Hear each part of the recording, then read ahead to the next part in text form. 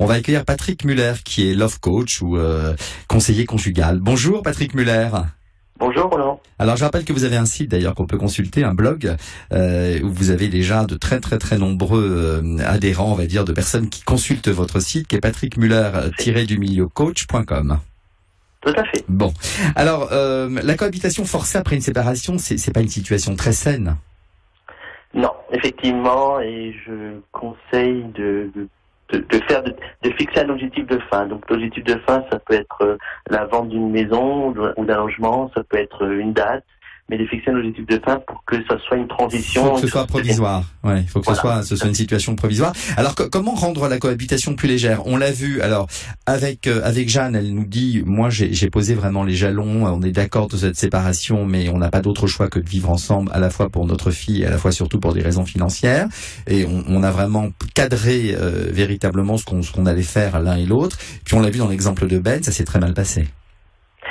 En fait, justement, Jeanne, elle a fait ce qu'il fallait dans la mesure où il faut déjà, parce que c'est une rupture. La cohabitation, ça sous-entend qu'il y a une rupture juste avant. Et il faut que la rupture soit acceptée et comprise. Donc ça, c'est vraiment la priorité des priorités. Donc Jeanne, elle montre bien que quand la rupture est acceptée et comprise, on peut envisager une cohabitation qui soit un peu plus saine, et que si au contraire la rupture n'est pas du tout acceptée, et là forcément ça va être conflictuel. Oui, accepté par les deux parties, par les deux, je dirais, le couple, parce que on l'a vu, Ben, lui, visiblement, sa compagne voulait le quitter, tout en restant sous le même toit pour des raisons financières. Comment faire pour que cette cohabitation, justement, ne génère pas de disputes régulières, du stress, de la frustration? Vous voyez, les sorties de l'un, le fait que l'un ou l'autre puisse nouer une nouvelle relation sentimentale. Alors très clairement, si la rupture n'est pas acceptée, ça va être difficile que tout se passe bien. Maintenant, au quotidien, il faut essayer de séparer au maximum, c'est-à-dire qu'il faut des factures séparées, il faut vraiment que la cohabitation, ça soit comme deux colocs quand on va à l'université. Donc c'est factures séparées, c'est chambres séparées. Il faut faire attention aux mots qu'on emploie aussi, parce que quand vous dites aujourd'hui l'histoire est terminée, je ne sais pas ce que l'avenir me réserve, vous lancez une perche. Parce que l'autre, il va retenir que peut-être qu'à l'avenir, il y aura une possibilité de se remettre ensemble.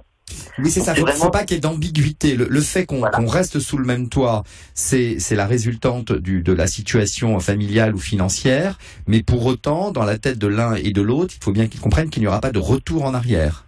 Exactement. Donc, c'est avant tout une rupture. Voilà. Et que la rupture soit comprise et acceptée. Ça, c'est vraiment le point le plus difficile. Alors, on parle de dialogue, c'est-à-dire qu'on se dit qu'il faut continuer à ce que le couple continue à communiquer, à parler, et en même temps, il y a ce mot rupture, donc c'est toujours un peu compliqué. Tout à fait. Alors, effectivement, le dialogue, c'est bien, mais en fait, le problème dans ce genre de situation, c'est que la personne qui a décidé la cohabitation, donc la rupture, va essayer n'a pas de raison d'être méchante avec son ex-conjoint, son ex-conjointe. Donc elle va essayer d'être gentille, elle va essayer de le rassurer. Le problème, c'est que l'autre personne, à chaque fois, risque de penser qu'il y a encore une chance de sauver le couple. C'est pour ça que je conseille d'être gentil, d'avoir un ton qui est correct, respectueux, oui.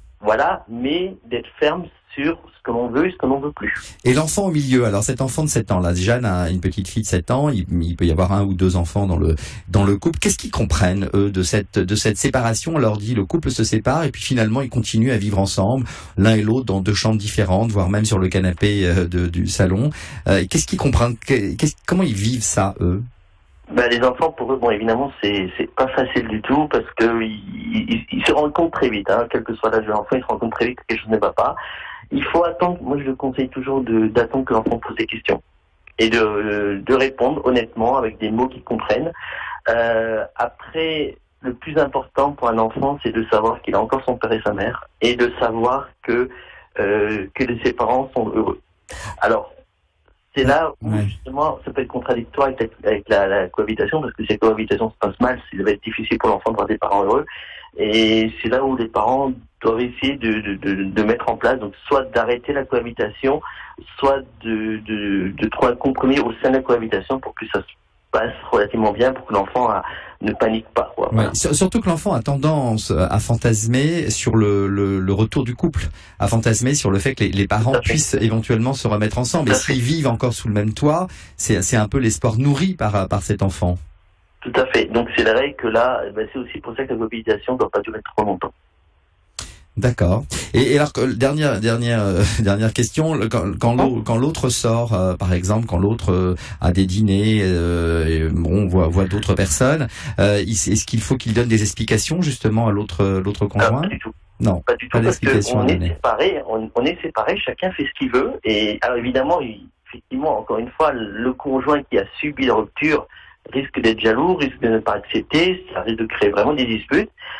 Mais il y a une rupture, donc l'histoire est terminée, donc chacun fait ce qu'il veut. Alors après, le problème aussi, c'est que quand la personne qui sort rencontre quelqu'un, une nouvelle personne, il faut que la nouvelle personne accepte que vous habitez encore avec votre ex. Oui, ça c'est encore un autre sujet.